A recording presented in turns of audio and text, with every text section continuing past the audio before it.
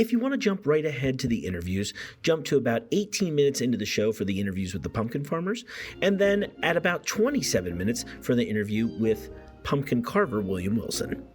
What's up, pumpkin pals / banana bunch? This is the last week of that, and you know it, I'm back.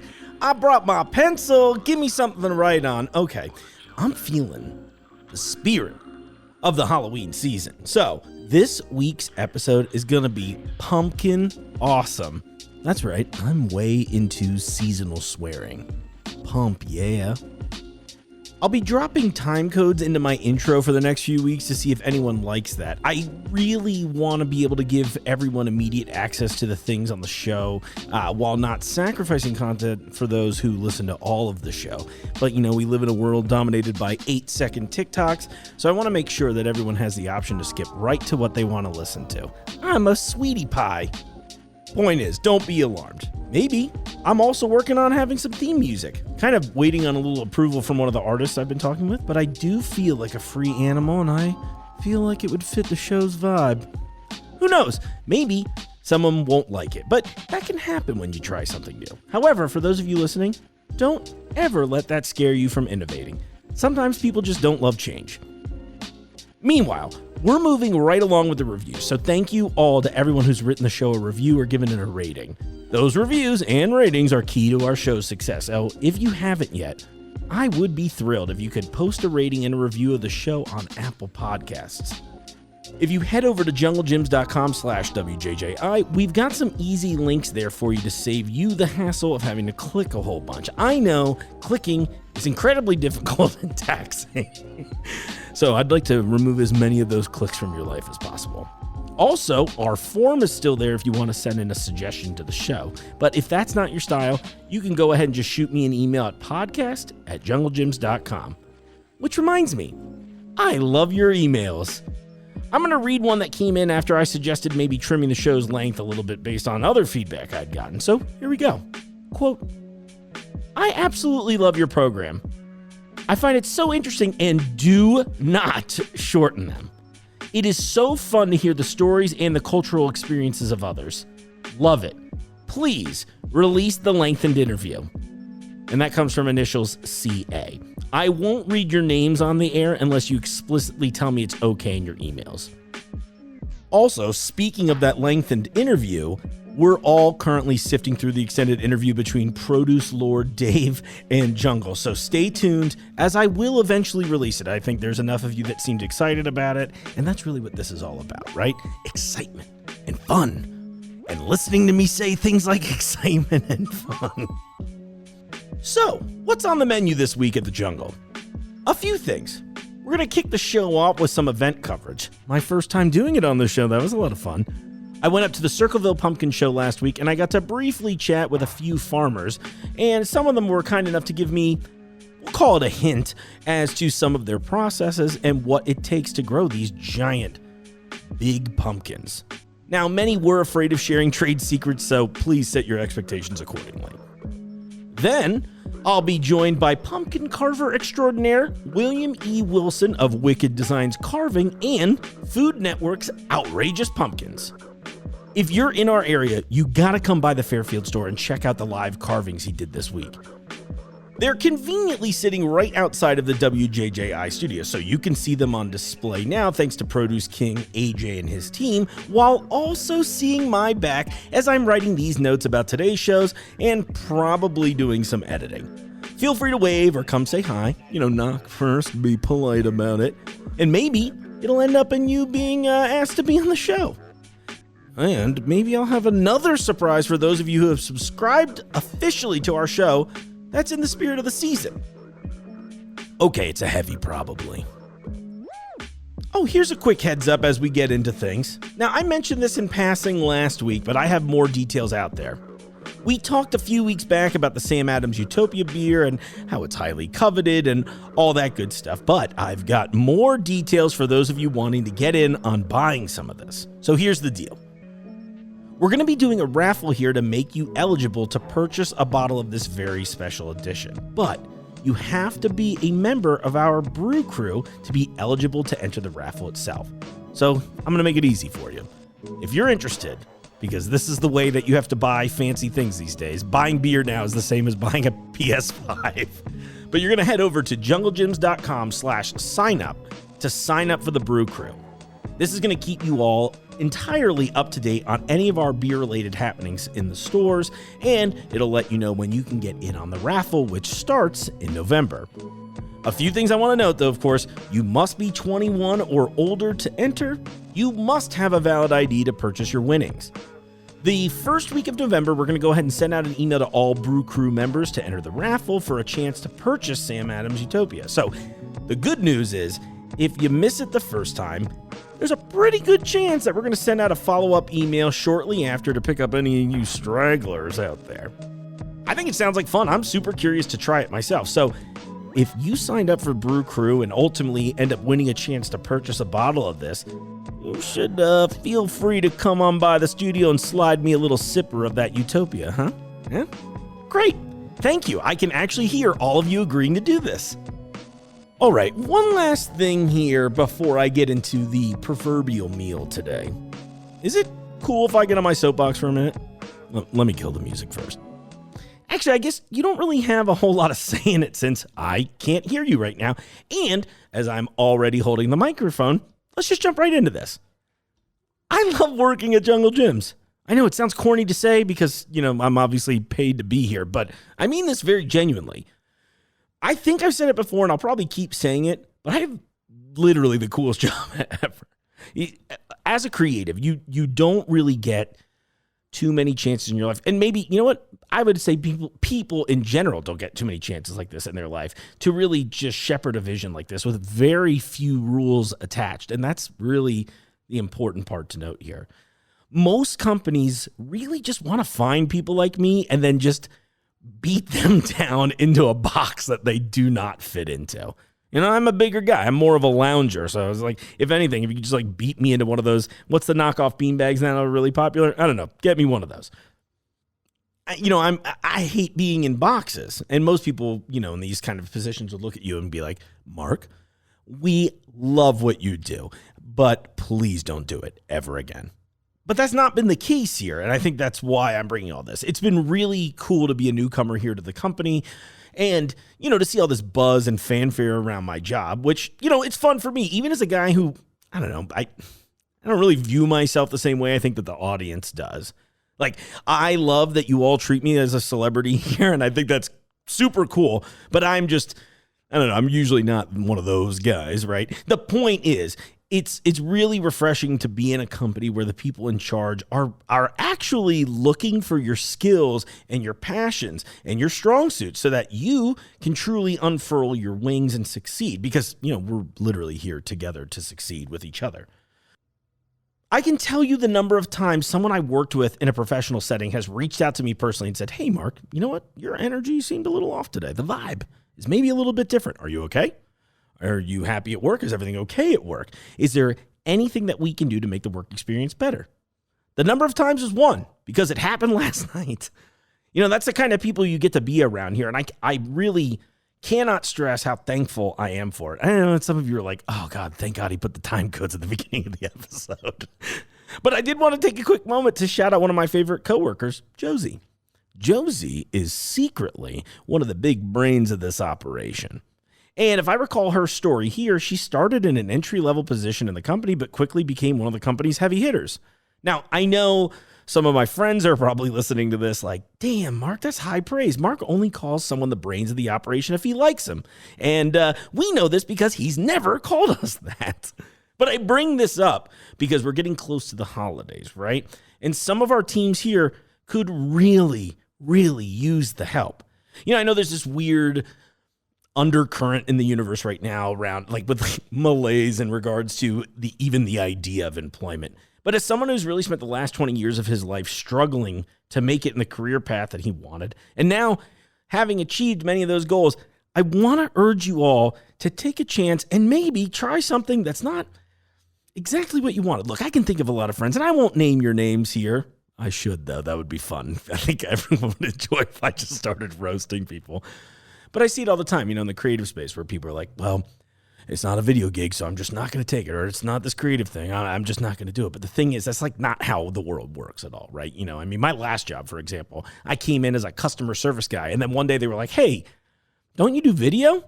Well, that's what we actually need. So why don't you leave this position and come do this? And it changed the last 7 years of my life, right? And like, you got to think about those kinds of things. My point is that I cannot overstate enough how likely it is that if you work for a great company, right, and you shine in any position, good employers will take note of this. And I assure you, I have great employers here. So like, this is me not begging, because ultimately it's like, that doesn't really directly affect me. But because I'm passionate about this, come join our family. You know, you've already gotten to meet some of the cool managers on this show, and I keep saying it. And I know that acknowledging that I'm being genuine and these are my genuine feelings here might make some of you feel as though it's forced or rehearsed, because I think we all know that anyone who has to shout loudly about their qualities likely doesn't actually have them. But the thing is, I can do whatever I want on this show, and I have chosen to focus on the people I work with because I think they're awesome.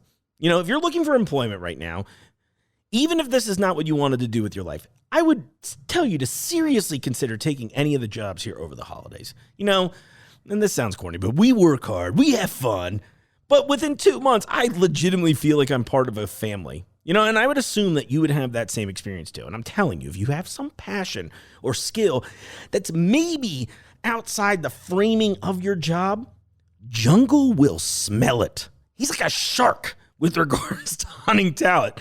Just take some of your skills and your talent and your passion and just let him bleed into the water a little bit, okay? And then come here and we can have lunch together. It's great. I always make something nice for lunch. I'll probably share it with you unless it's really good. Okay, I'm done. And I'm off the soapbox now. I know what you're saying. Let's kiss a little less ass, Mark. But you know, it's all real, baby. I don't have to kiss ass. I'm already here, so... Great. Well, now that half of you are coming to work with Christy in the bakery, let's roll on ahead and talk pumpkins, shall we? AJ, it's pumpkin season, baby. You know what that means, right? I actually don't know what it means. I'm just saying that's what people say, so I felt like it was a genuine thing to say. Give me an idea. I saw we had a ton of large pumpkins in the store. Yeah. What was that? Can you give me a ballpark idea of what one of the biggest ones you found was? We got an 85. We have a 98. I think we have a 110, and our biggest one is 121 pounds. 121 pounds. Now we have a guy up north buying right now, and I told him to buy the biggest one, so we might. This could change. It could be. This could change. Yeah. Hey, if it does, I promise to the audience that I will update them with any updated weights. Yeah. I'll weigh myself with it if I have to. Yeah. Mark was like, "Are you sure we want to spend that much money?" I'm like, "Yes, buy it. I don't care. Buy it." Oh, that's amazing. All right. Well, we'll see, because I'm on the quest this year for the world's largest pumpkin. Well, I don't think we're gonna have the world's largest, but we're gonna find a big one today. I can't wait. That's right. This is my first big bit of event coverage for the show. It's really exciting for me because I told all of you that I wanted to find the biggest pumpkins in the world, and I think I got damn near close. Like, pumpkins over 1,800 pounds, that is insane. If you head over to our social pages, you should see some pictures of them, as well as a little video of me eyeballing my new girlfriend, the world's largest pumpkin pie. I believe in miracles. Where you from? You sexy thing. Well, I'll tell you where they're from. The Circleville Pumpkin Show. You know, I was thinking about this while I was there this week. I really can't believe that channels like the Travel Channel and the Food Network and all those other people have glossed over this like legitimately incredible show. They call it a show. I feel like it's a fair or festival. Whatever. I'm not in charge of their branding. And I've watched all kinds of fair food shows. I have traveled to some of the big ones around the country, and for my money, Circleville really kills it, especially because they pretty rigidly adhere to their theme, which is pumpkins. Perfect. So what did I do? I got in all of my cool Jungle Gyms attire, which is something I normally don't wear here, but I love to do it when I'm off site. And I made my way up to the show. But first, let me crib a little info from the press release here to get you all caught up to speed on the show itself, so we're all on the same page. So, the Circleville Pumpkin Show is one of the country's largest and oldest festivals. Oh, see, they called it a festival here. I'm not such a jerk after all. But this year, 2021, marks the 114th Circleville Pumpkin Show, which is always held in the penultimate week of October.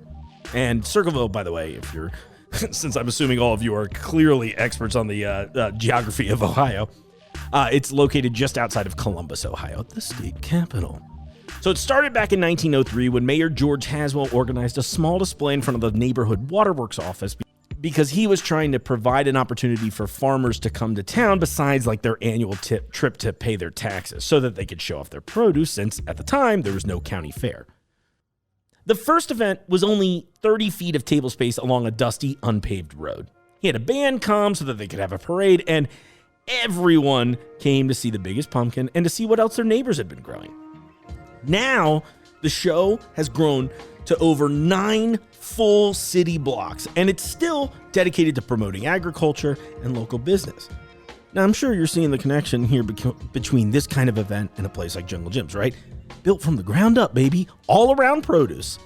So now the show has got more than 100,000 pounds of pumpkins, squash, gourds. The show itself attracts over 400,000 visitors from all over the country to this small town that's normally only about 13,000 people to see giant pumpkins, parades, entertainment, and sample all the pumpkin-flavored treats, including the 60-plus year tradition from Lindsay's Bakery and my new girlfriend, where they make the world's largest pumpkin pie. Last year's, well, I say last year, they didn't have it in 2020, it's 2019. But it was over 400 pounds of pumpkin pie and stretched over 6 feet in diameter. They bake it for 6 hours, they let it cool for 6 hours, then they let me smile at it for 6 hours. That's the secret ingredient. They call it the greatest free show on earth, and you know what? I think they might be right. Just to give you an idea of what we're talking about here, and I did not list all of these, but I'm going to list off some of the pumpkin delicacies. Now, I'm not going to say pumpkin each time before each treat, but know that every single thing I say has a prefix of the word pumpkin in it that I'm just not saying. So we're talking caramel corn, Buckeyes, which we learned about on the show a couple weeks ago, pie, waffles, pizza, soda, or pop if you're from the Midwest, cream puffs, bread, cookies, burgers, ice cream, deep fried pie, which I thought it was interesting that they delineated the difference between the two, chili, which is my personal favorite this year, donuts, whoopie pies, seeds, coney dogs, pancakes, brownies, fudge, barbecue, taffy, dog treats, and literally there's an entire page in the press release about this. I'm not reading it all, but brilliant, right? They literally adhered to the theme. So I went up to check it out and to try to talk to some of the farmers, which admittedly didn't go as planned. It turns out that due to the competitive nature of these events, some of the farmers were not particularly willing to chat at length about their tricks and details, but I did luck out a little bit, and I got to speak with both this year's winner as well as repeat competitor John Pritchard. So, John, you're up first. All right, everyone, I'm here with John Pritchard, one of our hopeful winners today. We haven't found out yet. We're pre-weigh-in. John, welcome to the show. Thanks. Thank you. John, what I wanted to ask you today, and the question I'll be asking everybody is, the fun one up first. How in the hell did you get into growing the world's largest pumpkins? It was a friend of mine, Ted Scott. He was an old Korean War vet that I was in American Legion with, and he was the one that got me into it. I graduated from Ohio State with a degree in agronomy, and that was part of it. I was always around plants, and so when he said he was going to try it one time, I said, yeah, I'll try it, and that was back in 1998, I think it was. And so I grew 98, 99, and then 9/11 rolls around. I got pissed off, went back in the Army, and served for about 10 years, and then came home. And so I started growing about, 4 years ago? This will be my fourth one. No. Yeah, 4 years ago. And the first pumpkin I grew was 269 pounds. Wow. And now the one that I've got is estimated to be 1535, but everybody thinks it's going to go heavier than that. So we'll see. I hope it'll go heavier than that, too. What's the trick? I mean, are you growing? I have no idea what to expect from like a farming aspect. Like, are you growing just one of these at a time, and then? Well, what I do is I grow 3 plants because they take so much time. You can't really grow a bunch of them. Okay, some guys do. Some guys will grow 8 pumpkins, but what I do is I'll start 3 plants out, and then I'll get pumpkins on each one, and then I'll choose the one that's growing the best, and that's the one I go with, and cut all the pumpkins off on the one plant except one. and all my eggs are in that one basket. And the other 2 I just leave, and I'll spray and keep them up so they don't die. And then I've got big pumpkins that I give away to friends, or I sell to Gus, this squash carver guy. So I love it. I just met a pumpkin carver this week from the Food Network, Yeah. funny enough. So a lot of that happening lately. Yep.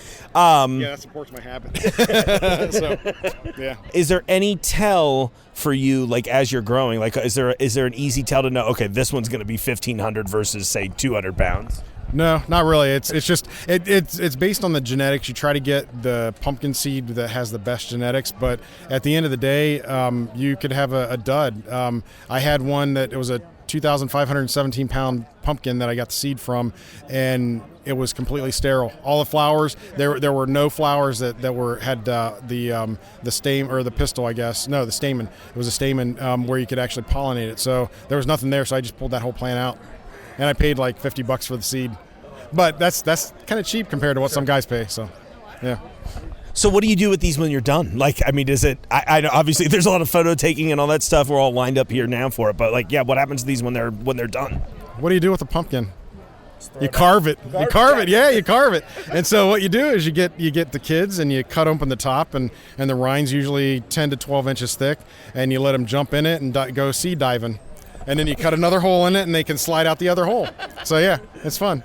You know what's really weird is I had a lot of people asking me, like, ask them if they've ever been inside the pumpkin. Yeah. Yep. I've got a picture. Actually, I can show it to you after this is over. I'll pull it up on my phone. But back in 1999, when my son was 3 years old, okay, I had a pumpkin that started to die. I couldn't get it to the show.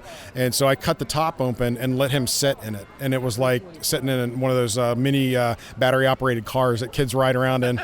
So, yeah, it's fun. It's fun. I mean, but he was all slimy afterwards, and mom didn't appreciate that too much. But, you know, that's why I have showers. You know? Yeah, you live and you learn.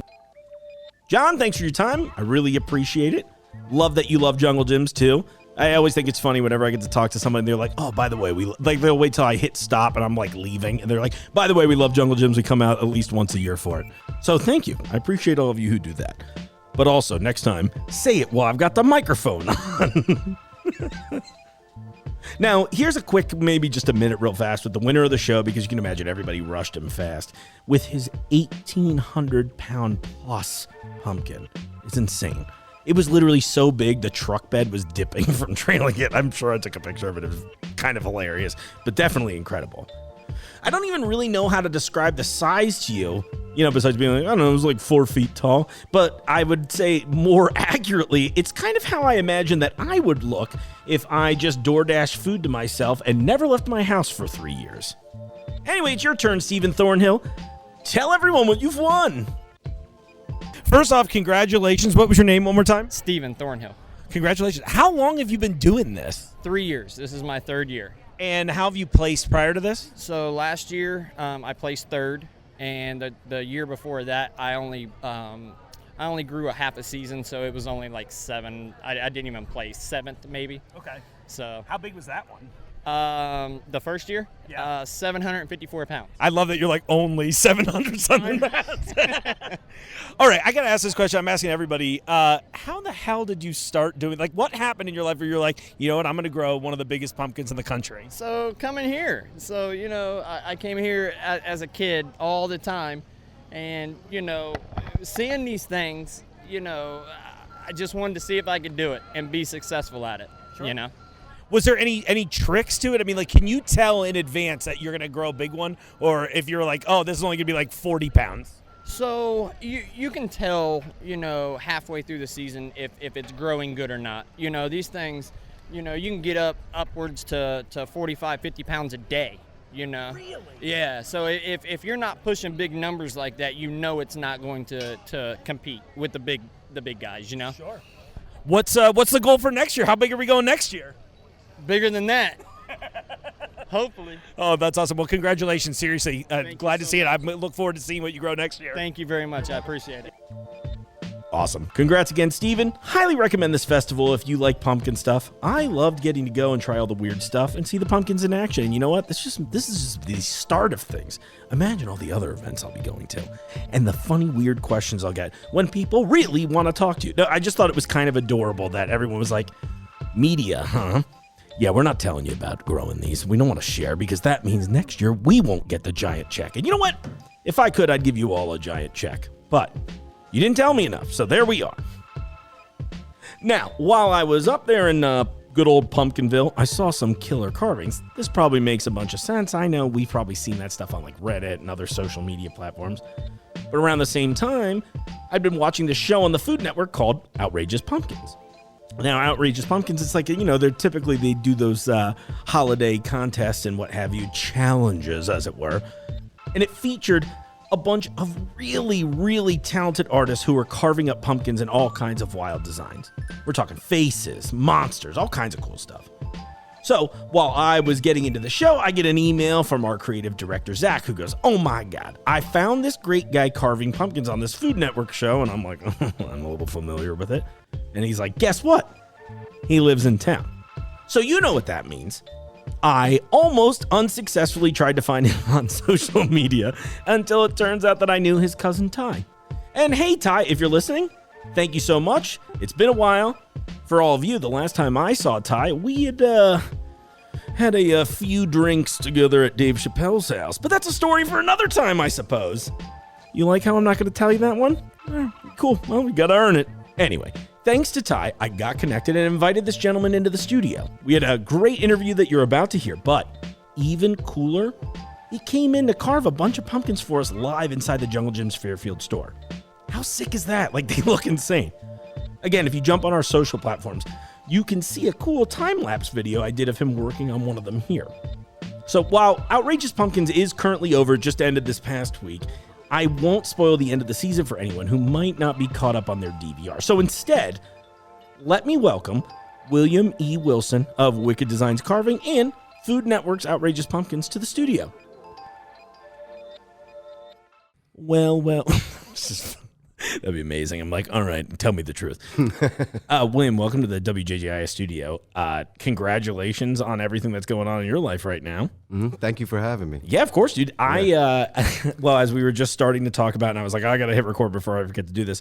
One of the things I think that you and I have in common is keeping a secret for over a year. So tell what are you into right now? Right now, being on the show, Outrageous Pumpkins, we actually filmed the year prior. Okay. So filming for the show happens in November. So kind of wrapping up a busy season and having to film and signing NDAs and everything else and really having to keep quiet on social media. It's really been tough. I mean, my family knew. And Sure. even now, I can't really say how far I go. Of course, no, I totally get it, and no spoilers for the audience. Absolutely. And you're here. It's mid-October right now. We've got like 2 or 3 more episodes left, right? Two more episodes. Okay, yeah. so depending on I'll probably air this the final week of October because I've got a bunch of pumpkin themed content, so that'd be perfect. But I seriously, congratulations, that's so Thank cool. you. What a cool sounding show. So my big thing, I mean, like, how in the hell did this all start? Like, what were you doing before you were just like, you know what, this is what I'm doing now? Yeah. Well, I carve pumpkins, but it's only a seasonal thing for me.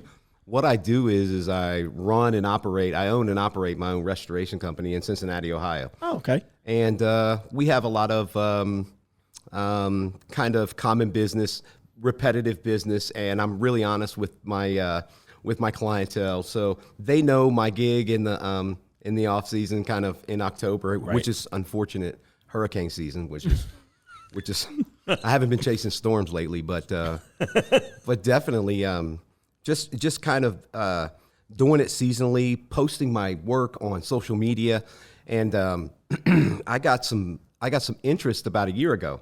And funny thing was, it was on Facebook, and I had to click on the message, and I see this message to be on last year's show. And I was too late, and by the time I reached back out to the casting agent, she was like, "I don't even work for them anymore." Oh, wow. So they got back in touch with me by just posting your work on social media, and I post the good, the bad, and the ugly. So Perfect. yeah, We like that genuine approach here, so Yeah. I think that's a good move. yeah. That's so amazing to me. And your work is incredible. Thank you. I'm sure I'll share some social stuff on social leading up to Absolutely. this, of course, so people can see.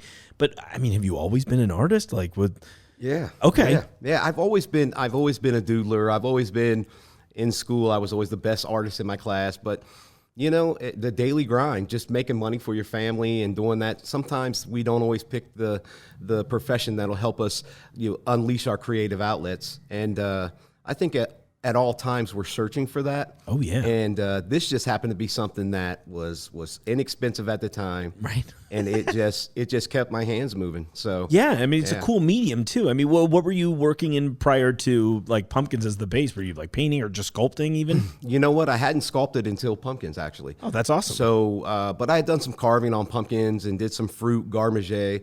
I went to culinary school in the 11th and 12th grade at Scarlet Oak. So I've got a chef background, but fell out of love with it. And that seems like an interesting industry where you either lock in for life or you have an experience like yours where you're like, I love this, but maybe not the right way. Absolutely. Like Absolutely. I had all the tools to be good, but I just didn't have the passion. And where I looked I didn't just want a day job.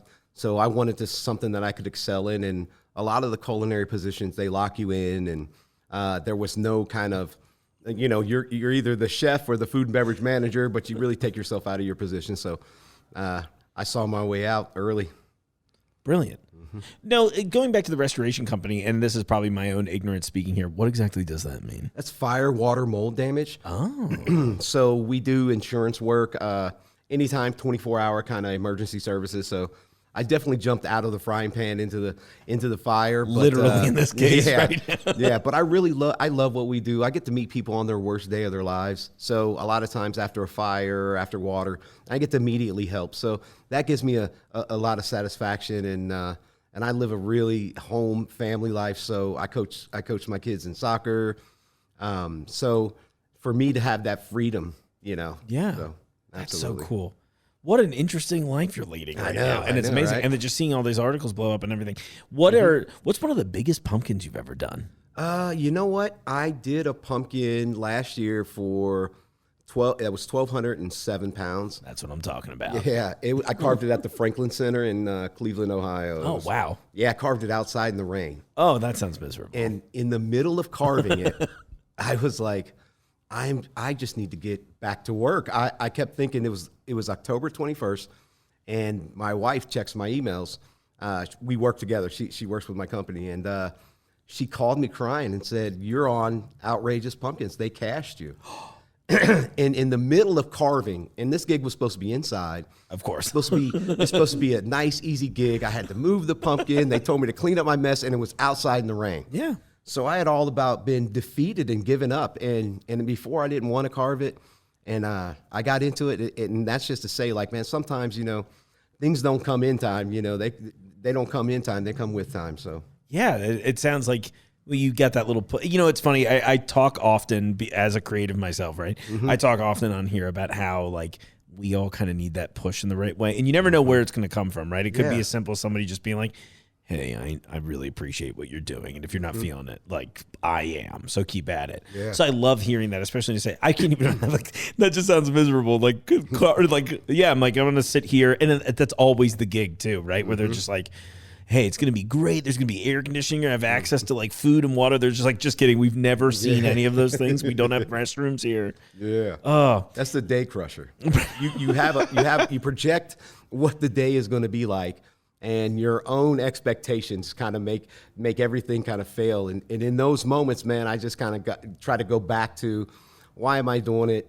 Take the feelings out of it, because if you're carving a pumpkin, I mean, it's easy to be on top of a 1,200-pound pumpkin as a grown man thinking, are my underwear showing? Right. There are little kids out here. Just you're sloppy, you're covered in just to think, who am I doing this for? And if you love it, that question is always answered with.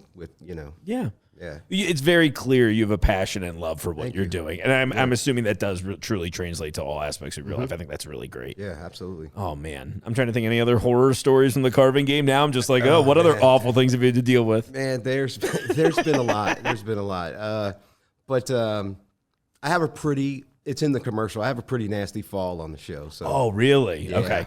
Well, and that was something I wanted to bring up at some point. I've talked a lot. I've been working as a commercial actor for like the last decade, and I've done some cool projects, but I haven't been in the scenario you're in now. So what was that like for you for the first time going on like a big, a Food Network set's going to be nuts. Yeah. We filmed in November, so it was a little cold, and it's all outside. So we got the schedule, and you only know how far you go till you go, and just meeting everybody, like your confidence is depleting at every moment. You run into your legends down in the lobby when you see your competitors, and you're just like, oh, it's going to rain today. Oh, okay, yeah, exciting. And then 3 cameras get on you, and they're like, don't mind us, just do what you're going to do. Yeah, and you're like, I froze. The first carve, I could barely make out. I was so worried about what I was doing and who was looking at me, and and it took me a whole day to get it together. So I'm sure that's got to be, and it's not something I'm sure that you're used to having people watching what you're doing intently. Yeah. It was, and then I got out of my own head, and I just, so who you see on there, that's me. We joke around a lot. The cast, everybody on the cast got along extremely well. And we filmed during COVID, so there wasn't a lot of face-to-face time, but we all rode on the bus together, back to the hotel and to the farm, and it was such a closeness. We were sharing tools. It just didn't feel like a competition. We were only at odds with the time. Right. And everybody always asks me, do you really have a time limit? Yes. If you shoot off to go to the bathroom, that's on your time. Right. So a lot of diapers on this set. The clock is ticking. I bet. And if I'm allowed to ask, what is the time frame that they give you to work with for the time frame? The first carve you see, it's a quick challenge, and it's a 3-hour competition. Okay. So there's a lot of leading up to that. So you're really kind of in a good mood when that happens. But then there's a 6-hour challenge, and we had lighting and everything else was a challenge for us being outside. Excuse me. And we had to get it, like there was, we were used to on the quick carbs coming in, kind of eating breakfast, but it was like off the bus, take a COVID test, get out there and carve. And yeah, it was the 6 hours, and it flew by. I'm sure. But you're on set for like 16 hours, waiting for everybody to. Oh yeah, that's my favorite part of the gig, actually. Oh man, yeah. Well, and so I'm usually working on just like the talent side where they're not expecting me to do much besides like talk professionally, and I always love it because I'm just like, oh yes, you can pay me for 8 hours of which I'm working 45 minutes today or something like that. But on this, I just imagine it's like, oh, it's got to be grueling there, Yeah, it was grueling. We were prepared. I'm always prepared for outside, and it's still the toughest thing I've ever done. Since I've been back, I lost like 28 pounds. I mean, in hopes that if I ever have to do something like this again, I'll be prepared for it. But it was grueling. I love it. It was grueling. What's like an average carve time on a pumpkin for you, for example? And I know it changes, but it's probably kind of a dumb question, but since pumpkins are different. Yeah, but that's a great question because to the average person, you'll look online and you'll see these pumpkins and these great works, and you're like, wow, and you really don't have a guideline for that, okay? Because some people can start a pumpkin on Monday, wrap it, put it in the refrigerator, and finish it on Friday, and then mark it up and everything. So what I've been doing is been doing a lot of live demos. So I only have about an hour to an hour and a half. So you really get to, and I still post those carves, Yeah. I figure if it's something that I'm creating, I'll share it, and I don't get caught up into who's best in that. But you can some of the stuff you see has got 20 hours in it. But some of my stuff, a lot of my stuff, I cut it off at about 4 hours. Okay, so that sounds like a pretty good amount of time. Yeah. Wow, I can't even imagine. Until you have to have like 4 of them done for the morning, and you're getting on. You're like, oh great, 16 hours it is now. That's right? okay. Yeah, I'll live through that. Yeah, I love Oh carving. my gosh, well, so long as you love it, right? Exactly. You'll be willing to tolerate a little bit more than that. Wow. Are you? Do you have any other upcoming events or anything like that you'll be doing this year? Yeah, absolutely. I'm actually headed to Westerville, Ohio tomorrow. Okay. And on the way to Westerville, I get to attend a master class with one of the gentlemen who helped run Outrageous Pumpkins for the Food Network. Oh. He's one of the world's best, and he's in Ohio. Okay. His name is Dean Arnold. Okay. And he's gonna teach me a master class, which I hope is gonna get my hands moving a little faster this year. I bet. And then I get to go to Westerville, Ohio to do something for their big pumpkin show, but I won't be seen there. Okay. But my pumpkins will, and I'll post those. Then I come home and I fly to Branson, Missouri. Oh wow. Silver Dollar City. Sounds thrilling. Yeah, for a week. And I'll be there Sunday, from Monday to Sunday. So then I'll be back home, and I'll do Kings Island, and I'll do Fairfield Baptist Church. Okay. Awesome. Yeah, I would do, if people reached out and it's a good cause, it's something, that's what I think that this is for. Yeah. I love doing it for the public, but I'm really not that guy. You're like, hey, I need 50 logo pumpkins. I'm like, if I'm carving something I love, I don't mind. Right. But if I'm carving something that I have to carve, it makes it kind of. Oh, yeah. It's like any other artist. I always feel bad whenever I always love commissioning art from artists. And they'll be like, commissions are open. And I'm like, are you sure about that? Because I know, too, it's the same thing where it's like, I want to constantly create, but there's definitely that disconnect. And it's maybe this is my chance to get on the soapbox again. I'm like, hey, everyone, be aware of this when you're reaching out to artists and creators, Absolutely. We'll still do it, but if you really capture our spirit and then manipulate that into what you're doing. Yeah. It's really about manipulating us. Yeah, exactly. and I hate to say no to anyone. Right. And it's like, look, some of these pumpkins can take 4 hours, and it's like, I don't even know how I would quantify, put that into time, because being a business owner, I really do quantify my hours according to my salary. So doing it for the pumpkins, I kind of get lost in the money versus, That's again another tough end of the passion meeting up with. It's a weird life sometimes, but in the best way. I'm so excited to see how the show plays out. Oh man, it's awesome. Yeah, it was the best experience I ever had. Shouts out to Turn Card Production. They are a phenomenal production staff. They were in the middle of COVID, so I couldn't tell you what any of them looked like. But my producer, Melissa Miller, and they were just a fabulous. They were, I believe, a 60% female, and beautiful. It was just an awesome feeling. Like, I couldn't compare it to anything, but it was one of the best experiences I've ever had. I'm so glad to hear that. I meant to ask, did they shoot it locally? I'm assuming it was out of town. Yeah, it was in Virginia. Oh, cool. In November, I drove to Athens, Virginia, and they filmed it on a farm. They just took over a farm, and in the middle of shooting, we're standing there, and the owner of the farm was walking behind us, and Allison Hannigan goes, excuse me, sir, could you go home? And I'm like, is she talking to me? Yeah, right. And we all looked over the shoulder, and it was the homeowner. He was hiding behind a tree. I felt so sorry for her. You're getting in the shot, sir. Yeah, there were like 80 people like, get out of here. That's amazing, actually. I mean, if it were my farm, I'd probably honestly be that same person. They were the most awesome family. They acted like we were rock stars. We really got a kick out of it. Oh, yeah. They wanted pictures and everything. They were such a gracious family for us being on their farm. Yeah. So, yeah. What's the prize if you win? The prize is $25,000 and a championship belt. Oh, they went all out. Yeah, all out. They're not doing that on Chopped. No. I think it's still $10,000. That's still, that's amazing though. Well, I know. I hope that's yours. Yeah. I mean, and I can't wait for you to be able to tell us if it is. You know what? I filmed this so long ago. I don't even remember.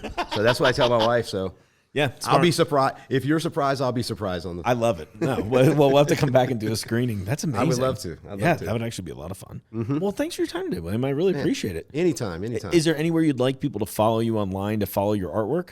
Yeah, if you can go to Instagram at William Wilson, and that's a underscore under William, underscore under William 2 Wilson. And I own a carving company now. We started up. It's called Wicked Designs with a Z. Okay. And I have a page on Facebook, Wicked Designs on Facebook. Beautiful. I'm not good with the social media yet. All good. You'll get there. That's like like you figure out the art. The rest of us will do the other parts for you. That's so cool. Well, congratulations on your success. I look forward to it. And I look forward to seeing your pumpkins. I'm hoping I'll cross paths with a few of them. Absolutely. I'll have to do something for the show, man. Oh, my gosh. That would be so cool. Man, you have no idea. We'll collaborate on something. Okay. Sounds good. I'll knock it out. That's awesome. Thanks so much, William. I appreciate it. I love it. One of my favorite parts of the gig is getting to meet really interesting people and getting to meet really kind people. And it's lovely to hear someone that's like had success on a national scale come in and be like, yeah, I'm just like a regular dude. I love my community. I love my town. I love independent businesses. Let's do my thing, So seriously, William, if you're listening to this, and I feel like you are, and Food Network as well, What a genuinely kind person. I wish you the most success in the future. I hope we get to do some more work together. And actually, Food Network, if you're listening, call me. I want to host one of your shows. It's going to be amazing. You'll love me. I'm incredibly charming, even more so than you are rolling your eyes at right now. Well, hey, everyone. I wanted to keep it a little short this week since we're doing all the pumpkin theming. And like I said, I got a little surprise for you this weekend, so I wanted to spread it out. You know, we're all about fun and interesting stuff here, and I think you'll enjoy the little secret. So make sure you're subscribed to the show, because I'll drop you all a little surprise sometime over the weekend. Another great episode of the Jungle Gyms podcast. You know, this is another chance for you to send me a juicy little review on Apple Podcasts or wherever you're listening. I don't want to discriminate, but apparently the world runs on Apple. It's not Duncan. That was a lie, actually. It's a marketing ploy. It runs on Apple Podcasts and reviews in particular. As always, I want to thank you all so much for listening to the show. I love hearing from you in emails. Let me know what you thought of today. You know, I know it was a little change by not really doing a bunch of stuff inside the jungle, but I think in the future I want to come spread the jungle love around, as it were, all over the world.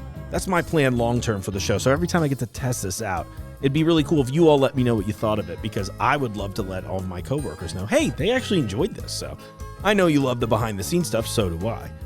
But I also really love holidays. And you know what? I got the microphone, so I'm going to tell you about the things I love. That's how these shows work, right? Well, again, thank you for listening. Thank you for the reviews. Thanks for engaging with me. I'm having a great time. I want to have a great time with all of you. And we're just gonna keep doing that, okay? If you're in, I'm in too. It's gonna be great. So on that, I'll see you out in the aisles. The Jungle Gyms podcast is recorded in the WJJI studio inside Jungle Gyms International Market in Fairfield, Ohio. The Jungle Gyms podcast is produced and hosted by Mark Borison.